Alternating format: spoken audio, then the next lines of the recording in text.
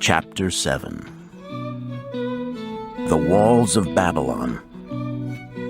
Old Bonser, grim warrior of another day, stood guard at the passageway leading to the top of the ancient walls of Babylon.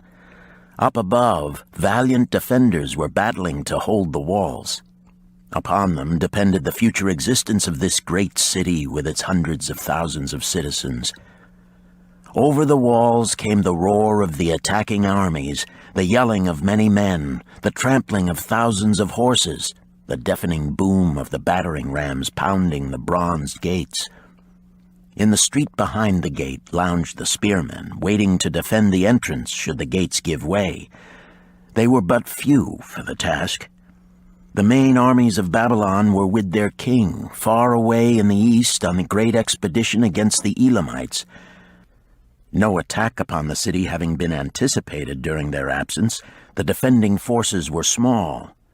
Unexpectedly from the north bore down the mighty armies of the Assyrians, and now the walls must hold or Babylon was doomed.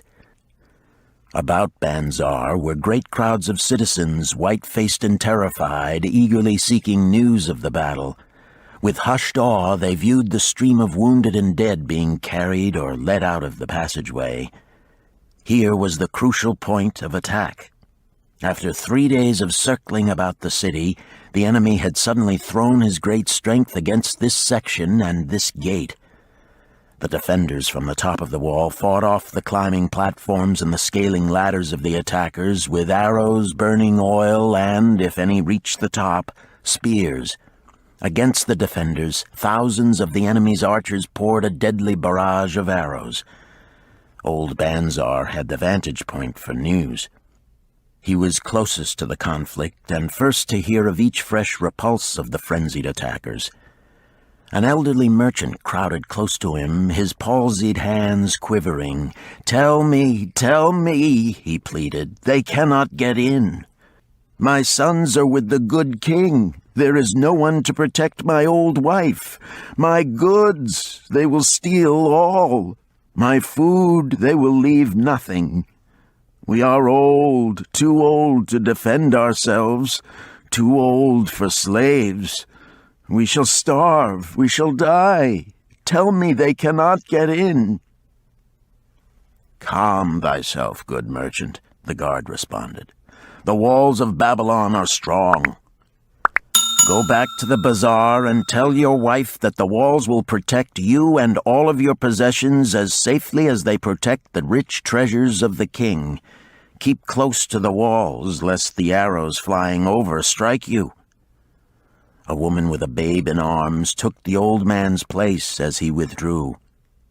"Sergeant, what news from the top? Tell me truly that I may reassure my poor husband. He lies with fever from his terrible wounds, yet insists upon his armor and his spear to protect me, who am with child. Terrible, he says, will be the vengeful lust of our enemies should they break in." "Be thou good of heart, thou mother that is and is again to be. The walls of Babylon will protect you and your babes. They are high and strong. Hear ye not the yells of our valiant defenders as they empty the cauldrons of burning oil upon the ladder scalers?" "Yes, that do I hear, and also the roar of the battering rams that do hammer at our gates." "Back to thy husband.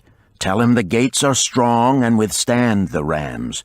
Also that the scalers climb the walls, but to receive the waiting spear thrust. Watch thy way and hasten behind yon buildings." Bonser stepped aside to clear the passage for heavily armed reinforcements. As, with clanking bronze shields and heavy tread, they tramped by, a small girl plucked at his girdle. "Tell me, soldier, are we safe?" she pleaded.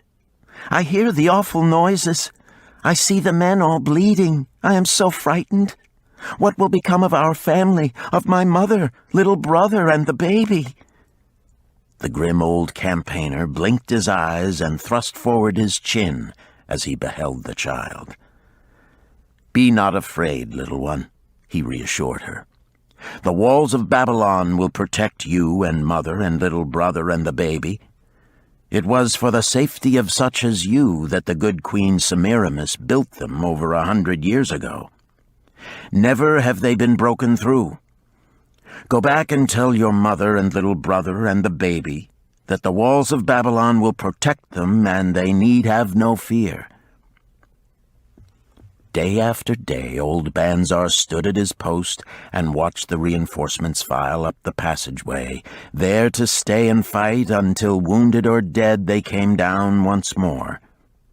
Around him unceasingly crowded the throngs of frightened citizens, eagerly seeking to learn if the walls would hold. To all he gave his answer with the fine dignity of an old soldier: "The walls of Babylon will protect you." For 3 weeks and 5 days the attack waged with scarcely ceasing violence. Harder and grimmer set the jaw of Bonser as the passage behind, wet with the blood of the many wounded, was churned into mud by the never-ceasing streams of men passing up and staggering down. Each day the slaughtered attackers piled up in heaps before the wall. Each night they were carried back and buried by their comrades. Upon the 5th night of the 4th week, the clamor without diminished. The first streaks of daylight illuminated the plains, disclosed great clouds of dust raised by the retreating armies. A mighty shout went up from the defenders. There was no mistaking its meaning. It was repeated by the waiting troops behind the walls. It was echoed by the citizens upon the streets. It swept over the city with the violence of a storm. People rushed from the houses. The streets were jammed with a throbbing mob. The pent-up fear of weeks found an outlet in the wild chorus of joy. From the top of the high tower of the Temple of Bel burst forth the flames of victory. Skyward floated the column of blue smoke to carry the message far and wide. The walls of Babylon had once again repulsed a mighty and vicious foe determined to loot her rich treasures and to ravish and enslave her citizens. Babylon endured century after century because it was fully protected. It could not afford to be otherwise. The walls of Babylon were an outstanding example of man's need and desire for protection. This desire is inherent in the human race.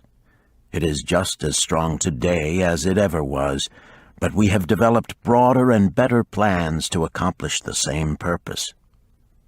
In this day, behind the impregnable walls of insurance, savings accounts, and dependable investments, we can guard ourselves against the unexpected tragedies that may enter any door and seat themselves before any fireside. We cannot afford to be without adequate protection.